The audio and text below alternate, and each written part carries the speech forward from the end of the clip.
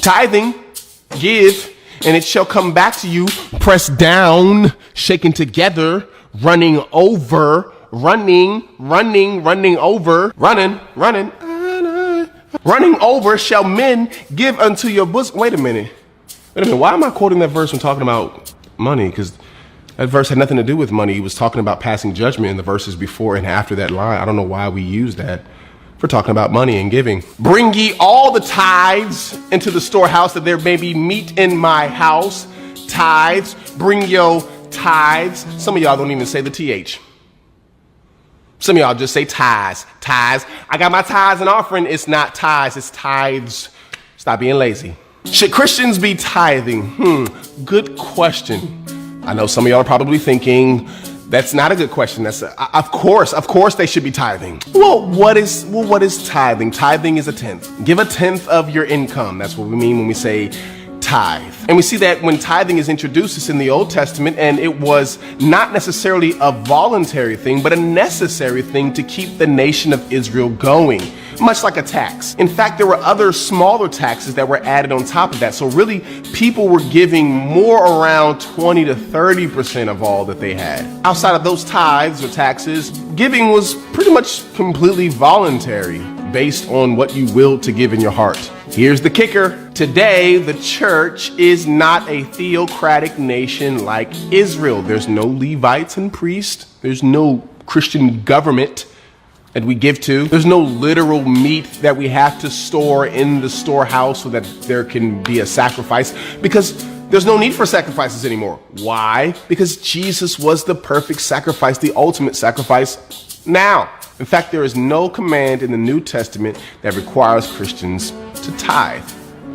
The closest thing that we have is Jesus and his interaction with some Pharisees, where they were so concerned about giving tithes. And he was saying, you've neglected the weightier matters, such as mercy and justice and faithfulness. You should have been tithing, but also taking care of these things over here as well. Then again, Jesus was speaking to a group of Pharisees who belonged to a Jewish system that required this of them. Then we also have a reference to Abraham in the book of Hebrews, where he gives a tenth to the high priest Melchizedek. But this is only to point to the fact that Jesus is a greater high priest. In all the places concerning Christians giving in the New Testament, there is no command of tithing. I know what some of y'all are thinking. Man, this don't sound right, bro. This don't sound right. I'm finna change the video. I'm about to write some comments.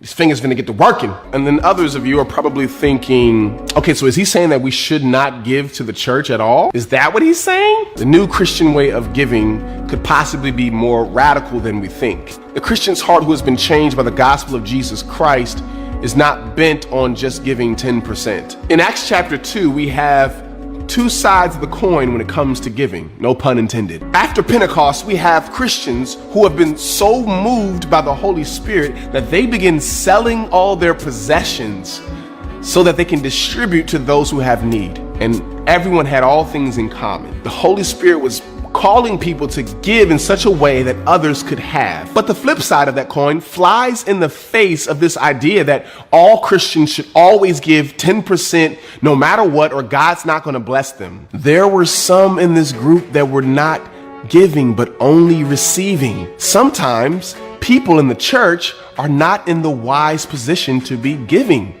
like that. In their hearts, they would if they could, but right now it's up to the saints to pick up the slack. People's hearts are so radically changed that they willfully give to supply the needs of others, not in a way that encourages laziness, but supports them in the time of need. The church is to take care of her members. I should never have to worry about being homeless or being without my basic needs, especially in America. Why?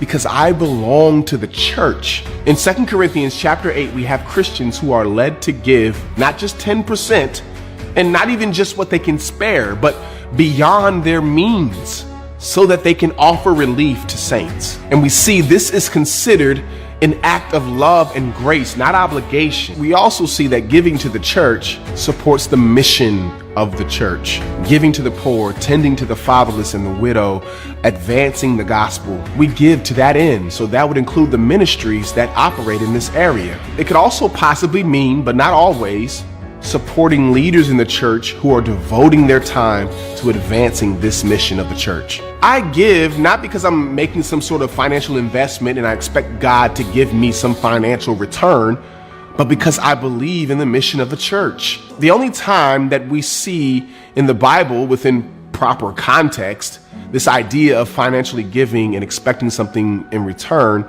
is 2 Corinthians chapter 9. But based on the verses that lead up to this and the verses after it, and also considering the other times that the Bible speaks in this way, I am led to believe that Paul is not just speaking about monetary return. Christians are called to give to the church willfully and cheerfully. Not only to the church, but definitely to the church. So can you give 10%?